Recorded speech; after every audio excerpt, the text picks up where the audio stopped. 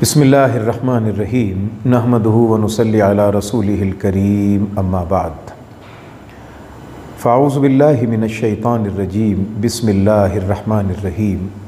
والفجر ولیال عشر صدق اللہ العظیم۔ محترم سامعین و حاضرین، السلام علیکم ورحمۃ اللہ وبرکاتہ۔ ماہ مبارک ذی الحج اسلامی کیلنڈر کا آخری مہینہ، ذی الحج کا پہلا عشرہ، جس کے متعلق اکثر مفسرین کرام کی رائے ہے کہ قرآن پاک کی سورہ والفجر میں والفجر ولیال عشر، اس میں جن 10 راتوں کی اور ایک صبح کی اللہ نے قسم کھائی وہ ماہ مبارک ذی الحج کا پہلا عشرہ مبارکہ ہے۔ حدیث پاک کا مفہوم ہے کہ ذی الحج کا پہلا عشرہ، اس کے ایک ایک دن کا روزہ رکھنا، 1 سے لے کر 9 ذی الحج تک ایک ایک دن کا روزہ رکھنا، اس ایک ایک روزہ رکھنے پر ایک ایک سال کے روزہ رکھنے کا ثواب ہے، اور اس کی راتوں میں عبادت کرنے پر اللہ کی طرف سے شب قدر کا ثواب ملتا ہے۔ تو کوشش یہ کی جائے کہ ماہ مبارک ذی الحج کے اس پہلے عشرے کا مکمل احترام کرتے ہوئے جتنے دنوں کی بھی اللہ کریم توفیق عطا فرمائے اتنے دنوں کا روزہ رکھا جائے، اور جتنی بھی اللہ تعالی ہمت عطا فرمائے اس کی راتوں میں عبادت کی جائے۔ عشرہ اولا ذی الحج کے حوالے سے، ذی الحج کا پہلا عشرہ، پہلے 10 دن، ان کے حوالے سے ایک اور اہم ترین بات وہ یہ کہ جس کسی نے قربانی کا ارادہ کرنا ہو اور قربانی کرنی ہو تو اسے اس بات کا اہتمام کرنا چاہیے کہ قربانی کرنے، ذی الحج کا چاند دیکھنے سے لے کر قربانی کرنے تک اس نے اپنے جسم کے کسی حصے کے نہ تو بالوں کو کاٹنا ہے نہ ناخنوں کو تراشنا ہے، لیکن اگر ایسا ہو جائے تو یاد رکھیے گا کہ اس کا کوئی کفارہ نہیں ہے۔ اس کے ساتھ ساتھ ذی الحج کے اس پہلے عشرے میں، اس پہلے عشرے کے اختتام پر 3 دنوں میں جو نعمت اللہ کریم عطا فرماتے ہیں وہ قربانی کی نعمت ہے، اور اس وقت میں جس چیز کو لوگوں کے ذہنوں میں باور کروانے کی کوشش کی جا رہی ہے وہ یہ کہ مالی طور پہ صدقات کیے جائیں، قربانی نہ کی جائے۔ یاد رکھیے گا، قربانی ایک الگ نیکی ہے، مالی صدقہ ایک الگ نیکی ہے۔ صدقات و خیرات کا الگ ثواب ہے، قربانی کا جو ثواب اور اجر ہے وہ کسی طور پر بھی کسی دوسری نیکی کے ذریعے حاصل نہیں ہو سکتا۔ آقا علیہ الصلاۃ والسلام کے ارشاد عالی کے مطابق قربانی کے ایام میں قربانی کا خون بہانے سے بڑھ کر اور بہتر کوئی عبادت اللہ کو مقبول، منظور اور محمود نہیں سوائے فرائض کی ادائیگی کے۔ تو اس لیے قربانی کرنے سے ہیلے بہانوں کے ساتھ جی چرانا یہ بڑی ناگوار اور ناجائز بات ہے، اور ہم غور کریں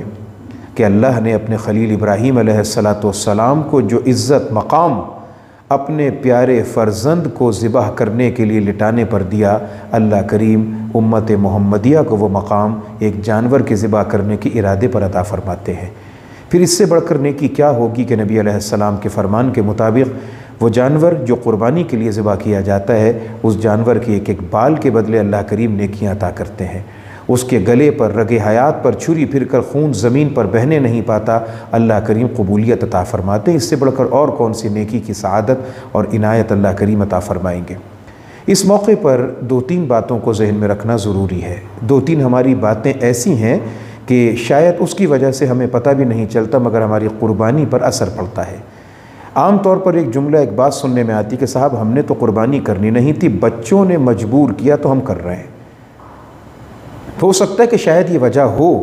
مگر آپ اپنی زبان سے ادا کر کے کسی کو گواہ نہ بنائیں، اس واسطے کہ اس جملے کے کہنے کا مقصد اور مطلب یہ ہے کہ میرے نزدیک اللہ کے حکم کی اہمیت نہیں ہے، بچوں کی ضد کی اہمیت زیادہ ہے۔ اسی طریقے سے اگر کسی شخص کے گھر میں 3، 4، 5 افراد ہیں جن پر قربانی واجب ہے اور وہ ایک ہی بکرا کر رہے ہیں، ان کو اگر بتایا جائے، سمجھایا جائے کہ صاحب آپ ایسا کیجئے کہ ایک بکرے کی بجائے بڑا جانور کر لیجئے تاکہ 5-7 افراد سب کے سب اس میں شامل ہو جائیں گے اور سب کی طرف سے قربانی ہو جائے گی، تو پلٹ کر جواب دیا جاتا ہے کہ صاحب ہم تو یہ گوشت کھاتے نہیں۔ قربانی کرنا گوشت خوری کا نام نہیں ہے۔ یاد رکھیں کہ اگر کہیں پر کہیں 7 جانور ہیں، گائے، بیل، بھینس، اونٹ، جو 7 حصوں والا جانور ہوتا ہے،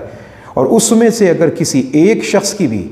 یہ نیت اور یہ مراد ہے کہ میں نے گوشت کھانا ہے صرف، تو ایک شخص کی بھی اس گوشت خوری کی نیت کی وجہ سے سب کی قربانی خراب ہو جائے گی۔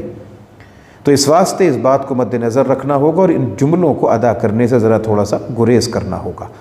اس کے ساتھ ساتھ چند اہم اور ضروری باتیں،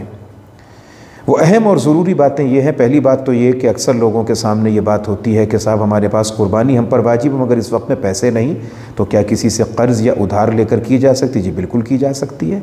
اور اس کے علاوہ دیگر بہت سارے مسائل ایسے ہیں جو آپ اپنے مقامی علماء سے پوچھ سکتے ہیں۔ ہاں کچھ باتیں ایسی ہیں جو شاید آپ کے کان بھی ان سے ناآشنا ہوں گے، اس کو اچھے طریقے سے ذہن میں رکھ لیجئے گا۔ جانور کے ذبح کے وقت میں بعض جگہوں پر کچھ لوگ آپ سے مطالبہ کرنے آتے ہیں، صاحب مجھے یہ چیز دے دیں، مجھے یہ چیز دے دیں، مجھے یہ چیز دے دیں۔ آپ دیجئے، ٹھیک ہے، آپ کی چاہت آپ کی مرضی ہے، مگر ایک چیز ذہن میں رکھیے گا کہ اگر آپ سے کوئی کسی جانور کو جس کو آپ نے ذبح کیا اس کا دل مانگتا ہے، بے شک آپ اپنا دل بھی دے دیجئے، ہم تو منع نہیں کرتے۔ اگر کوئی آپ سے جانور کا دل مانگتا ہے تو اس کو دینے سے پہلے ایک احتیاط ضرور فرما لیجئے گا، اور وہ احتیاط یہ کر لیجئے گا کہ کسی بھی جانور کا دل دیتے وقت میں جب کسی کو دیں تو ثابت دل اگر وہ مانگے تو ثابت دل، سالم دل نہیں دینا جب تک اس پر ٹک نہ لگا لیا جائے۔ اس پر چیرا مارنا، 1 یا 3، 1 چیرا ماریں کم سے کم یا 3 چیرے مارے جائیں۔ نمبر 2، دوسری بات، آپ جانور ذبح کر رہے ہیں اور جانور کے ذبیحے کے وقت میں کوئی آپ کے پاس آتا ہے، یہ کپڑا ہے، یہ رومال ہے، اس کو ذرا جیسے ہی جانور ذبح ہو اس کے گلے کے خون میں اس کو رنگ دیجئے گا، آپ نے یہ کام نہیں کرنا، اس سے آپ معذرت کر لیجئے۔ تیسری بات، جانور کو ذبح کرنے کے بعد جب اس کا گوشت الگ ہوتا ہے تو کچھ ہڈیاں وہ ہوتی ہیں جو پھینکنے والی ہوتی ہیں، ان میں سے ایک ہڈی شانے کی ہڈی ہوتی ہے، وی قسم کی بنی ہوئی مثلث تکون سموسے جیسی۔ اس ہڈی کو جب آپ نے پھینکنا ہے تو یاد رکھیے گا اس کو تھوڑا سا اسکریچ کر کے، توڑ کے، کریک کر کے اس کے اوپر تھوڑی سی ضرب لگوائیں قصائی سے، اس لیے کہ جو قصاب نسلی خاندانی ہوگا نا وہ ان باتوں کو جانتا ہے، مگر وہ جو برساتی مینڈک کے طور پر نکل آتے ہیں، ہم لوگوں کے بھی تو المیہ ہے نا، جانور لاتے ہیں 2 لاکھ کا، قصائی ڈھونڈتے ہیں 2000 کا، وہ جانور کبھی بیڑا غرق کرتا ہے، اور اس کو بسا اوقات ایسے معاملات ہوتے ہیں کہ جانور ذبح سے پہلے ہی موت کے گھاٹ اتر جاتا ہے، اس کا منکا ٹوٹ جاتا ہے، کچھ اور معاملات ہوتے ہیں۔ تو وہ قصاب جو نسلی طور پہ اس پیشے سے وابستہ ہے وہ ان باتوں کو جانتا ہے۔ اگر کوئی اس سلسلے میں غفلت کرے، کوتاہی کرے تو آپ نے اس چیز کو ذہن میں رکھنا ہے۔ اس لیے وجہ کیا ہے؟ اس لیے کہ یہ تینوں چیزیں جو میں نے آپ کی خدمت میں عرض کی ہیں، یہ تینوں چیزیں جادو منتر کرنے والوں کے لیے اکسیر اور تیر بہدف چیزیں ہیں، اور وہ ان سے بہت سارے لوگوں کی زندگی میں مشکلات پیدا کر سکتے ہیں، اور ہمیں کسی کے لیے مشکل کا سبب بننے کا ذریعہ نہیں بننا چاہیے۔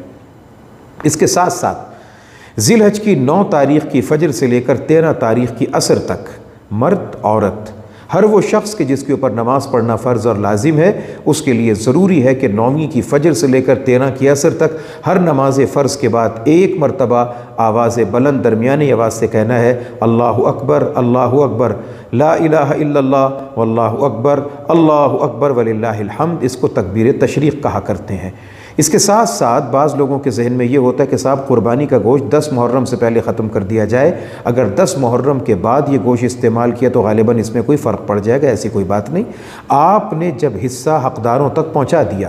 اور وہ تیسرا حصہ جو آپ کا ہے اس کو اگر آپ نے اپنے پاس رکھا، بلا شک آپ اس کو پورے سال بھی استعمال کر سکتے ہیں۔ اس کے ساتھ نہ کوئی آپ کے ایمان کی خرابی ہے، بلکہ ایک بزرگوں کا میں آپ کو ایک تجربہ عرض کر دیتا ہوں کہ بعض بزرگوں نے اس کو اپنے تجربے میں رکھا۔ آج کل فریزر کا دور ہے، رکھنا آسان ہے، کہ قربانی کے گوشت کا چھوٹا سا ٹکڑا اگر آپ اپنے فریزر میں رکھ لیں، اس کی برکت سے پروردگار پورے سال